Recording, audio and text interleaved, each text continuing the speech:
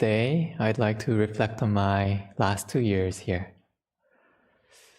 So how are you doing this December? I see lots of noddings. Are you lighting up the season with the year-end resolution? Perhaps you are enjoying warm moments with family and friends. Or maybe you are finding peace and calm in quiet solitude. As the year draws to a close, it is natural to feel more emotional and introspective. Reflecting on the passing year often brings a mix of emotions: regret, longing, joy, and pride.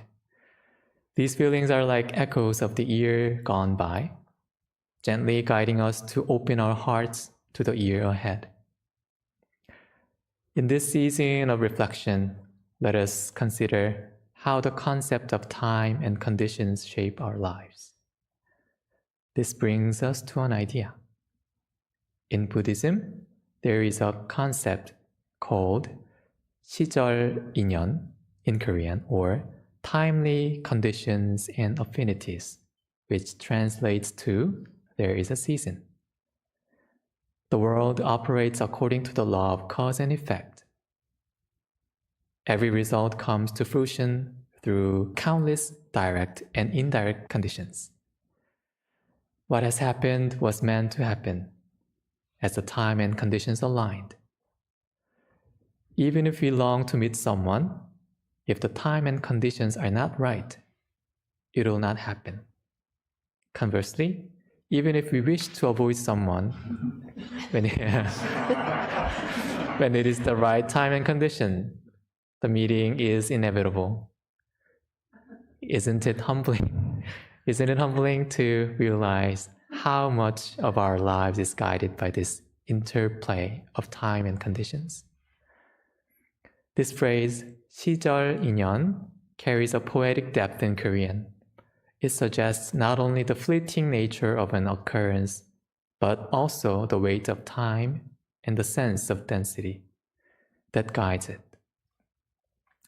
Even this moment right here in this Dharma hall, our meeting, making eye contacts, sharing, and connecting is guided by 시절 인연.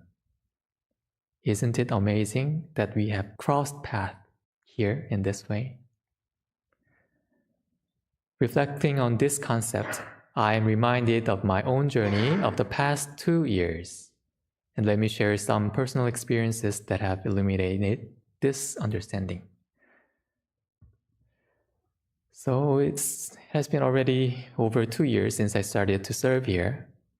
During this time, I have gathered a mix of precious memories, some joyful and others tinged with regret. Rather than lingering on past regrets, I focus on what's next. Instead of clinging to joyful memories, I try to use that energy to create new, meaningful moments. I strive to live fully in the present because, just like there is a season for everything, life flows naturally according to the conditions around us. Through this lens, let me take you on a journey through some joyful moments that defined my recent seasons. One of my greatest joys has been the vibrant energy of youth. I've met so many friends, and their youthful energy never fails to amaze me. In Korean, I often describe them as 청춘, meaning youth, or literally green spring. Oh, I love this word. Now, you might be wondering, youth here?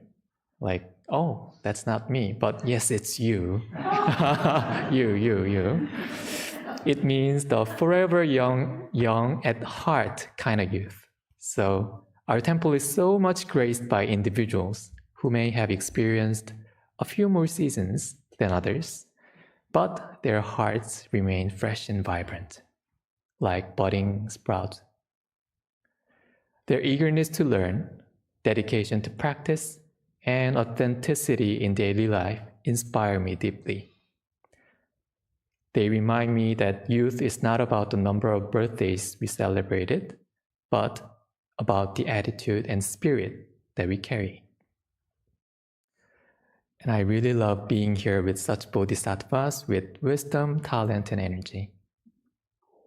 But the beauty of seasons isn't just limited to people. It's reflected in every corner of life, even in the kitchen. Seasons matter in the kitchen too. I've had many opportunities to cook and experiment with ingredients here. Early on, I would be rattled by a single piece of negative feedback on what I made. But now I approach it with a calm perspective. Well, this is the best flavor I can get. We'll do better next time. Watching Reverend Wonggong's joyful appreciations for meals, like a creative breakfast of croissants, plural, with jams and fruits, has been delightful. But this year, however, due to health considerations, we've had to make some adjustments. Oh man, you've got to be stingy with sugar, salt, and wheats. I remind myself, and avoiding these white powders while still making food delicious has become one of my fun challenges. I especially enjoy making tteokbokki, stir-fried rice fish cakes dish, and I've even had the pleasure of serving it to our youth members. And speaking of youth, let me share how the youth programs have been a source of immense joy. Thanks to our amazing teachers and helpers, we've created moments of fun and learning on Sunday mornings for our little Buddhas. Watching children practice sitting still for 3 to 5 minutes is remarkable. They begin to discover the calm within themselves and that sitting quietly is okay. I hope they learn not just calmness, but also respect for one another and elders and a sense of community, all while having fun. Seeing a once shy child clung nervously to their father's lap, confidently walk through the hall and meditate poise fills my heart with gratitude. And just as the children have grown, so too has our community in Raleigh. In the past, we took turns attending Raleigh sessions. Recently, Reverend Wonggong and I have attended together more often. Well, actually, pretty much every week.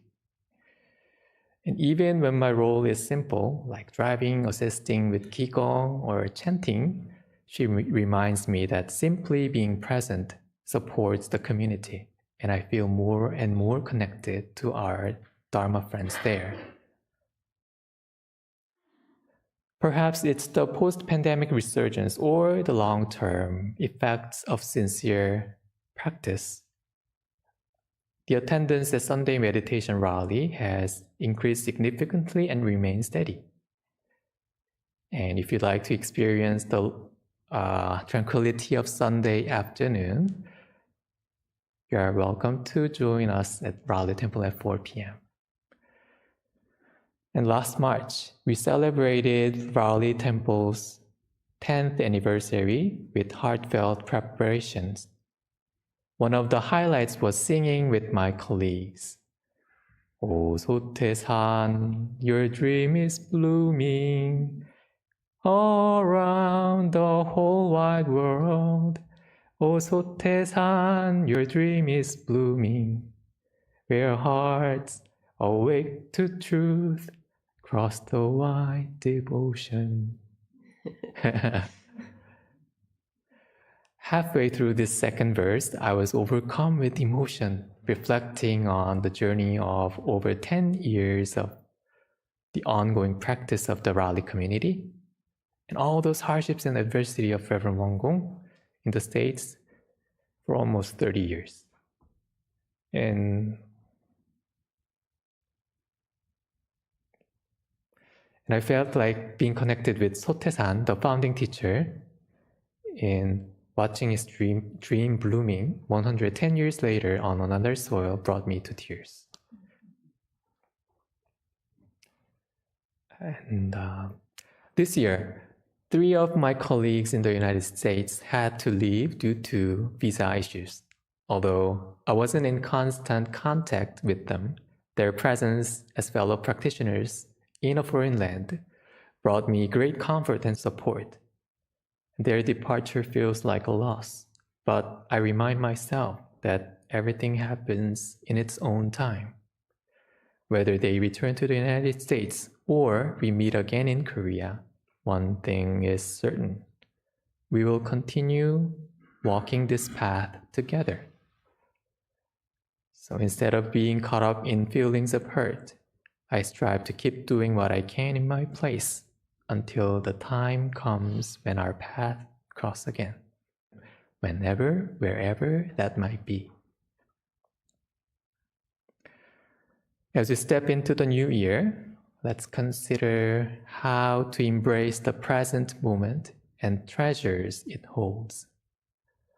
Instead of looking for something special in the distance, I can find joy and gratitude in the small things in the season that we are living in. As we greet the new year, let us remind ourselves the seasons of our lives are not measured by grand milestones, but by the simple, profound moments that fill our days. Gentle breeze, a heartfelt conversation, the warmth of community. These are the treasures that define our time. And let us live fully in the present, finding meaning in what is near and dear, and trust in the unfolding of 시절 인연 to guide us. May we all carry this sense of wonder and gratitude into the year ahead. Thank you.